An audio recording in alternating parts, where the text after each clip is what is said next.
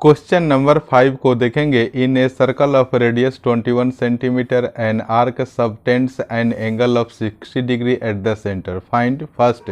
इस क्वेश्चन के 3 पार्ट है। फर्स्ट को देखेंगे, the length of the arc निकालना है। Second, area of the sector formed by the arc, ये भी आपको निकालना है। और थर्ड है area of the segment formed by the corresponding chord. तो चलिए सबसे पहले हम फर्स्ट पार्ट को देखेंगे। जैसा कि कह रहा है कि यह एक सर्कल है, इसमें रेडियस 21 सेंटीमीटर है। N arc subtends an angle of 60 degree at the centre. तो सबसे पहले इस सर्कल पर हम एक आर्क को आइडेंटिफाई करेंगे। तो देखिए, इस पॉइंट को हमने ए मान लिया और आप ऐसे आइए और इस पॉइंट तक आप पहुंचिए। तो ये बी पॉइंट हो गया और बीच में भी एक मैं पी लिख दे रहा हूँ, यानी कि ए पी और बी, यह एक आर्क हो गया। तो यह जो है ना कि ये जो आर्क है वो क्या कर रहा है कि subtends an angle of 60 degree, centre पर 60 डिग्री। अब इस आर्क के ए पॉइंट से सेंटर को जोड़ दीजिए, इस आर्क से भी सेंटर के पॉइंट से हमने AO को मिला दिया और ये BO को मिला दिया। तो एक यहाँ जो एंगल बन रहा है वो 60 डिग्री है। और ये देखिए, हमने बोला APB, यह जो आर्क है वह एक सरकमफ्रेंस का एक टुकड़ा है, एक छोटा सा पार्ट है। तो पहले क्वेश्चन में कह रहा है कि the length of the arc आपको निकालना है। तो आप लिखिए लेंथ ऑफ आर्क AP और B। ये देखिए APB है। आप यहाँ आप लिख दीजिए ARC लिख दीजिए, यहाँ ये मार्क आप डाल दीजिए। ये मार्क डाल दिया तो आपको ARC लिखने की ज़रूरत नहीं है। अगर आर्क लिखेंगे तो ये मार्क भी आप नहीं लिख सकते हैं। तो चलिए, length of the arc APB हमने लिख दिया। तो इसका फॉर्मूला क्या होता है आप लिखिए, थीटा अपॉन 360 डिग्री, और यहाँ क्या हो जाता है मल्टीप्लाई बाई सरकमफ्रेंस, यानी सर्कल का जो सरकमफ्रेंस होता है वो 2πr यहाँ पर लिखते हैं। अब देखिए, थीटा का वैल्यू है 60 डिग्री, तो हमने यहाँ 60 डिग्री लिख दिया। अपॉन में 360 डिग्री वो हमने लिख दिया। आप लिख दीजिए 2, और पाई का वैल्यू कितना है 22 अपॉन में 7, और रेडियस कितना है, रेडियस यहाँ पर देखिए ये 21, ये भी 21, तो रेडियस आप लिख दीजिए 21। और इसके साथ ही आप यहाँ सबसे ऊपर लिख दीजिए एक बार थीटा का वैल्यू 60 डिग्री, हर जगह हम इसके वैल्यू को यूज करेंगे। और रेडियस कितना है 21, यानी कि तीनों पार्ट में हम इस वैल्यू को यूज करेंगे, तो आप इसको ध्यान में रखना। तो अब देखिए 60 से ये 6 टाइम में 360 कट जाएगा, या तो 0 से 0 कटाकर 6 से 6 टाइम में 36 आप कटा दीजिए। अब देखिए 2 3 जा 6, अब इस 3 से 21 को 7 टाइम्स में कटा दीजिए, इस 7 से इस 7 को कटा दीजिए, 22 बचा। इस प्रकार इस आर्क APB का लेंथ क्या आ गया 27 सेंटीमीटर आ गया। अब हम सेकेंड पार्ट को देखेंगे। थोड़ा सा पेज को मैं ऊपर करना चाहूँगा ताकि आपको प्रॉपर विजिबल हो सके। सेकेंड पार्ट भी दिखना चाहिए। सेकेंड पार्ट क्वेश्चन को यहाँ से देखिए, area of the sector formed by the arc. अब कह रहा है कि देखिए आर्क तो APB यहाँ से लेकर, और फिर ये देखिए सेंटर से ये वाली सेंटर से OA और सेंटर से OB, यानी कि ये वाला जो पार्ट है वह क्या हो जाएगा एक सेक्टर हो जाएगा। तो इस आर्क के इस पॉइंट को सेंटर से जोड़ने के बाद ये जो सेक्टर बना, इसका हमें क्या करना है एरिया को फाइंड करना है। तो आप जानते हैं, अब आपका फाइनल जो सेक्टर हो गया वो मैं बता दूं क्या हुआ। O, A, P and B, इस पार्ट का एरिया निकालना है। तो आप लिखिए एरिया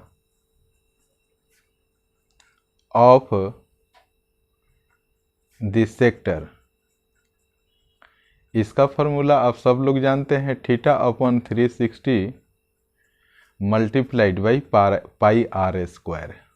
तो थीटा का वैल्यू 60 डिग्री है, हम इसको लिख देंगे अपॉन में 360 डिग्री मल्टीप्लाई बाई पाई का वैल्यू 22/7 और रेडियस कितना है 21, यहाँ देख सकते हैं। तो r का स्क्वायर है मतलब 21 मल्टीप्लाइड बाई 21 हो जाएगा। 60 से 6 टाइम में 360 कैंसिल हो जाएगा। और ये देखिए 2 3 जा 6, 3 से आप इसको कैंसिल कीजिए, 3 2 जा 6 और 3 7 जा 21 हो गया। अब देखिए इस 2 से 11 टाइम्स में इसको कैंसिल कर दिए, 7 से 7 को कर दीजिए। तो अब क्या बचा यहाँ पर देखिए आप 11 मल्टीप्लाई ये बचा ना 11, तो आप 11 लिख दीजिए और ये कितना बचा 21 बचा। तो आप मल्टीप्लाइड बाई यहाँ पर 21 लिख दीजिए। जब 11 में 21 से मल्टीप्लाई करेंगे तो 231 सेंटीमीटर हो जाएगा। इस पर आप स्क्वायर लगा दीजिए क्योंकि यह एरिया ऑफ द सेक्टर है। चलिए अब हम थर्ड पार्ट को पढ़ेंगे। थर्ड पार्ट क्या कह रहा है कि area of the segment formed by the corresponding chord. देखिए अब यहाँ पर क्या कीजिए कि एक कॉर्ड बना दीजिए, जैसा कि क्वेश्चन में कह रहा है कि area of the segment formed by the corresponding chord. अब आप देखिए कि एक ये आर्क, ये कॉर्ड है, ये वाला ए बी कॉर्ड है। तो कह रहा है कि कॉर्ड और ये आर्क से बने ये जो रीजन है, जो क्षेत्र है, तो ये क्या हो गया सेगमेंट हो गया। तो हमें इस सेगमेंट का जो एरिया है ना वो फाइंड करना है। Area of the segment form by the corresponding chord, यानी कि ये कॉर्ड और ये आर्क से बने हुए जो सेगमेंट है इसका हमें एरिया फाइंड करना है। बहुत ही ध्यान से देखने की ज़रूरत है क्योंकि यह टेक्निकल क्वेश्चन है, बहुत ही इम्पोर्टेंट है और आपको सॉल्व करने भी आना चाहिए। तो चलिए अब हम थर्ड पार्ट को सॉल्व करने जा रहे हैं। तो सबसे पहले लिखिए area of sector O A P B. Area of the sector O A P B, यानी कि पिक्चर में देख लिए ओ ए पी बी, ये सेक्टर हो गया ना, ये माइनर सेक्टर है। तो इसका वैल्यू हमने 231 सेंटीमीटर स्क्वायर कैलकुलेट किया है। रेफरेंस ले लेंगे फ्रॉम सेकंड क्वेश्चन से, ये हमने आप देख सकते हैं यहाँ पर वैल्यू को कैलकुलेट किया है। अब कह रहा है कि एरिया ऑफ द सेगमेंट हमें निकालना है एक्चुअल में। तो सेगमेंट क्या है, देखिए ये वाला पार्ट है सेगमेंट ए पी और बी, इस पार्ट को हम सेगमेंट कहते हैं। तो अब आप यहाँ पर लिख दीजिए, यहाँ से लिखिए एरिया ऑफ सेगमेंट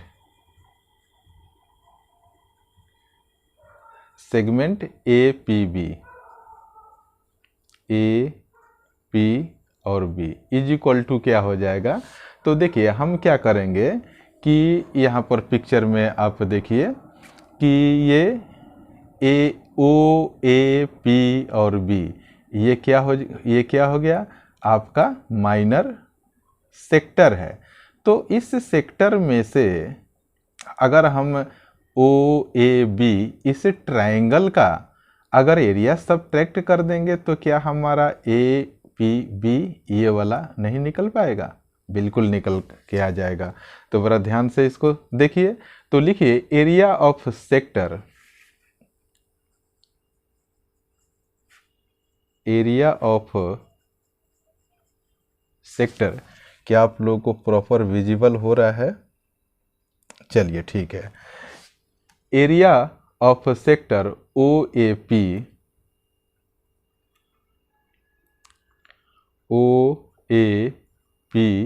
बी कह रहा है कि area of segment A P B निकालना है। तो हम क्या करेंगे, ओ ए पी बी में से हम इस वाले ट्रायंगल का ओ ए बी का हम एरिया सब्ट्रैक्ट करेंगे।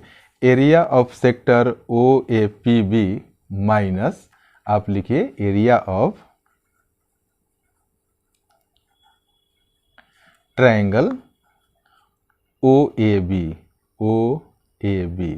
तो हमारा सेगमेंट का एरिया निकल कर आ जाएगा। तो चलिए फिर आप लिखिए area of sector O A P B.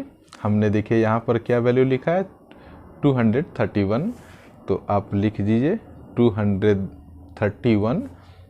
और देखिए इस ट्रायंगल का एरिया निकालने का एक टेक्निकल फार्मूला है, आप इसको ध्यान में रखेंगे। ओ ए बी का एरिया हम कैसे निकालेंगे, एंगल यहाँ पर 60 डिग्री है। तो इसके लिए जो फार्मूला है आप लोग इसको याद कर लेना, आर का square into sine theta by 2, फिर यहाँ पर इंटू कॉस थीटा बाई 2, यही फार्मूला होता है। आप लोग इसको बिल्कुल याद रखना।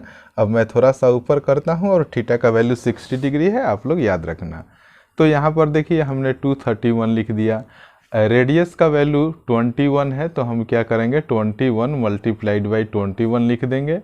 फिर देखिए साइन थीटा का वैल्यू, जैसा कि मैंने आपको बताया था कि 60 डिग्री होता है, अपॉन में 2 लिख दीजिए। और यहाँ पर कॉस, फिर थीटा का वैल्यू 60 अपॉन में 2 लिख दीजिए। अब आपको बस नॉर्मल इसे कैलकुलेट करना है। तो यहाँ पर देखिए 231 एज यूजुअल लिख दीजिए। 21 में 21 से मल्टीप्लाई करेंगे तो 441 हो जाएगा। और यहाँ पर देखिए 60 अपॉन 2 कितना हो जाएगा, ये 2 से 60 को कैंसिल कर दीजिएगा तो साइन 30 डिग्री हो जाएगा। 60 अपॉन 2, 2 से कैंसिल होगा 60, तो ये भी 30 डिग्री हो जाएगा। अब यहाँ पर हम क्या करेंगे, साइन थीटा और कोस थीटा का वैल्यू पुट कर देंगे, फिर हमारा आंसर निकल कर आ जाएगा। तो ये 231 हो गया, ये 441 हो गया। साइन 30 डिग्री का वैल्यू 1/2 होता है, आप सभी लोग जानते हैं। अगर नहीं जानते हैं तो ट्रिग्नोमेट्रिक टेबल से आप इसका वैल्यू देख लीजिए। कॉस 30 डिग्री का वैल्यू क्या हो जाएगा, √3/2। तो बस हमारा आंसर निकल कर आ गया। अब थोड़ा सा डाटा को हम सजा कर लिख देंगे। तो ये देखिए 231 हो गया माइनस 441 √3 लिख देंगे। 441 में 1 से मल्टीप्लाई करेंगे तो 441 ही आएगा, √3 एज यूजुअल लिख देंगे। और अपॉन में देखिए 2 में 2 से मल्टीप्लाई करेंगे तो ये 4 आ जाएगा। इस तरीके से हमारा यह फाइनल आंसर निकल कर आ गया। हमने सेगमेंट APB का एरिया निकाला है, इसलिए हम यूनिट को सेंटीमीटर का स्क्वायर लिख देंगे। मैं उम्मीद करता हूं कि ये वीडियो आप लोगों को काफ़ी अच्छा लगा होगा। अगर आप लोगों को अच्छा लगा तो कृपया इसे दोस्तों में शेयर कीजिए, और अगर आप मेरे चैनल पर नए हैं तो कृपया मेरे चैनल को सब्सक्राइब कीजिए। Thank you so much for watching this video.